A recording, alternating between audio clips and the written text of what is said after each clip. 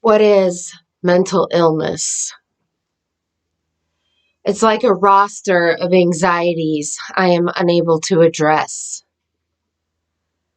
Like seeing the answers I seek to find, but on a path I cannot access.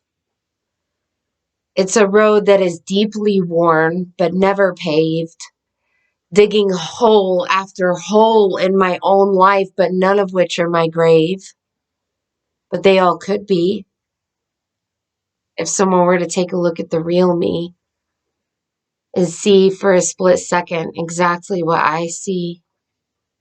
A flaw, a misery, scathed on the path to healing, forever feeling things I was not meant to be. It's like climbing into a box I thought was merely an elevator, raising me to new heights and making me think there's gonna be a later, then dropping me to my final destination 6 feet under. The nails in this coffin turned to screws, and now I'm locked in, being ravaged by this thunder. This raucous screaming in my ears that every time turns out to be nothing but my own fears, amplified. It's feeling hope. It's feeling bliss every time things are going right, and this is something I don't want to miss. And then it's feeling burnt out when it doesn't work out, because inevitably this was something just beyond my grasp. What is mental illness? If I could answer this, I'd be the richest person in the world, but I can't tell you what it is or how it works. I just know how it feels. It feels like meeting the love of my life, only to get paranoid and scared of all the things he might do and all the hurts he'll probably put me through, while my trauma pushes him away and he meets another girl that will be his world and be able to appreciate all the things he does for her and their family, while I couldn't. Why not? Because this mental illness would not allow me to see past all the ways he might be lying to me and trying to play me. And even though I try to let myself be vulnerable and make excuses, the truth is he's probably just taking advantage of me, right? The truth is, I don't know. I may never know.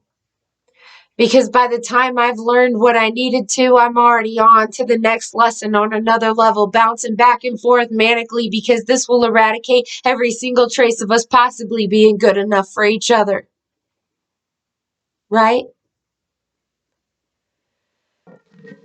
And after all the hellos and goodbyes and great sex, we will look into each other's eyes. And we'll know that there's so much more. But we'll fight it because we've both been torn. And at the end of the day, who could blame us? We'll forever fight what fate tried to tell us, right? And as messed up as it all is, what will be will be. And we'll both try to make excuses, but in the end, we'll give in anyways. Because what good does it do you or does it do me unless we do fall in love unconditionally? That is mental illness. It's seeing not just the very worst, but also the very best. Just usually not until it's too late.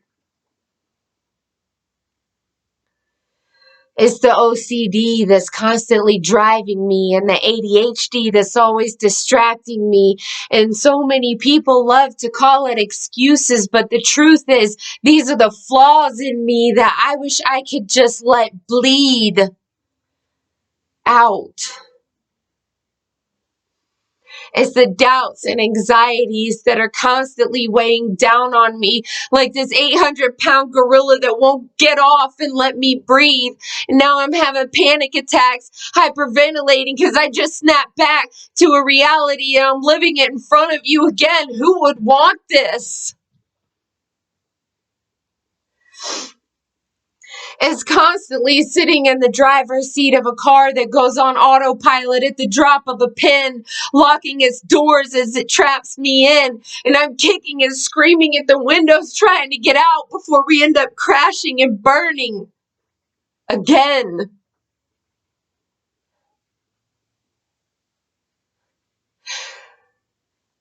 It's an open fire on thin ice in the middle of the lake.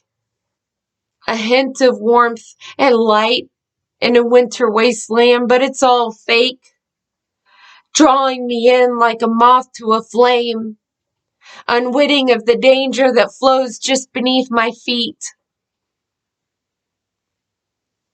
It's hearing the ice cracking and knowing I should turn and run back to shore, but damn, that fire looks so warm. Compulsory steps keep my momentum moving forward, and even as I hear the ice beneath me start to crack and sink, I hear myself think, at least I didn't get burned.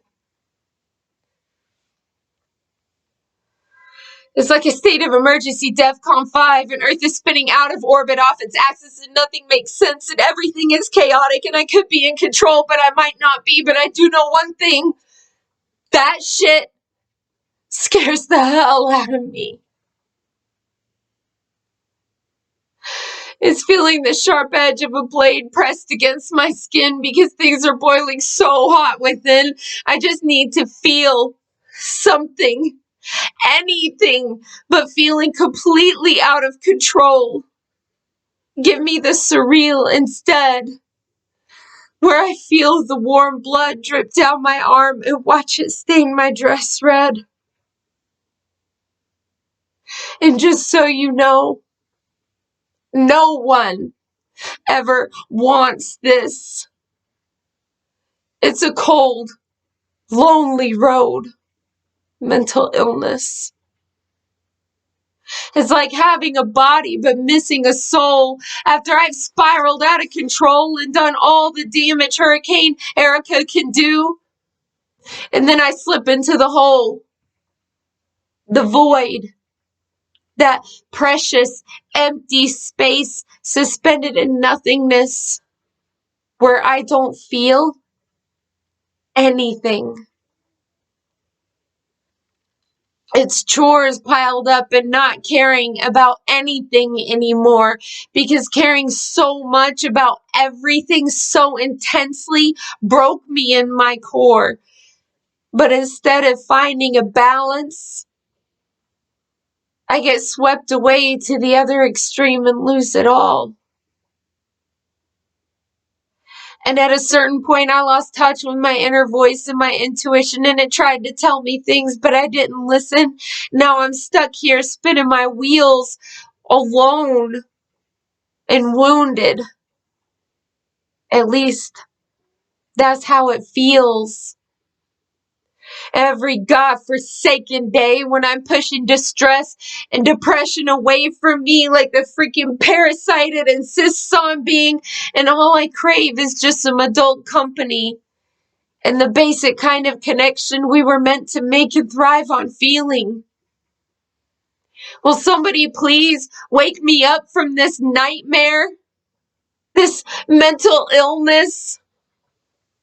The one that keeps me at constant unrest, that won't let me get through a hot breakfast before making me feel like I want to end this for no other reason than I just woke up on the wrong side of the bed. Oh, I hate this. I hate this mental illness. Do you see why yet? Why I can't help but want to put this bullet deep in my head? Why I want to sleep my life away in my bed so I'm not constantly and incessantly shrouded with the voices of the demons that keep my sanity clouded?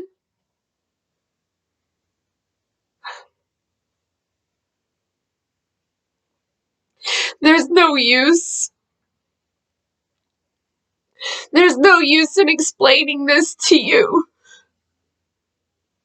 Because unless you've lived it and felt it too, you can't possibly know what it's like to walk in these shoes.